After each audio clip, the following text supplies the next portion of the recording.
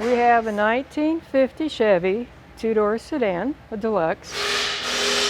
I bought that in 1975.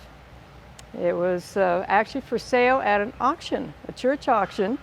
The preacher had gotten so old that the DMV took his license away. And my dad, kind of cajoled me to get up there and try for it. And I won it. $900 and only 31,000 miles on it. And that was my first car that I actually bought myself. And it was a daily driver for probably about 4 years. Well, it's just been, I bought it green. It's a two-tone green, but I'm not a fan of green.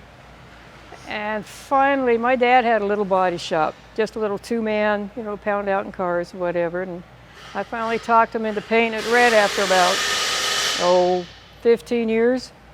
And he did. And it's 86 IROC Camaro red. And she stayed true to that. Been that color ever since. And just a lot of people, just tons of people come up. There's always a family member that had one, always. And it's just fun to talk to everybody. It's kind of neat because coming back from Reno, she looked over at the odometer and had just hit 80,000 miles. And she said, boy, I hate to see it go over 80,000. It quit working. Never ticked another mile over on the odometer. It's locked up at 80,000 miles. Stayed there, yeah. And stayed there. No, It's got a brand new speedometer now, but when we were driving it with the 6, it just died when she said don't hit, over 80,000, and it quit ticking over. Air conditioning, brakes, exhaust. You made the radiator had to be refit. It didn't fit right. And they got a better fan for us. They actually fit on the back step up front. Yeah, electric fan. Fix the shifting. Oh, they did all the wiring. Wired it. Yeah, they had to fix the shifter because it wasn't quite kosher yet. And just anything they found, it was just go do it. Yeah, because I really want to be able to drive coast to coast, and I think they got it.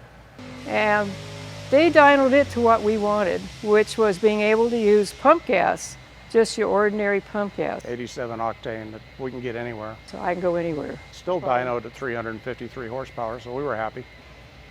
We both did a lot on this car. I came home from work one day when I was working at Boeing, and she had the front of it up on jack stands and the whole front end was out in the driveway, and I'm going, I guess I got some work to do. And that's when we bought the Mustang 2 kit and bolted it in and kind of went from there. Coming here was the best thing we ever did, and I'm not, pandering. They made it so easy, and they listened to everything. Oh, golly, yes. Put up with a lot of questions, so that was nice. Didn't hang up on me when I called. Nope. A lot. And they look for stuff. This is what we want to accomplish. We figured we'd be stuck having to do the wiring, and they said no problem. And we've always done our own wiring and done our own this. It was so nice, and it was beautiful.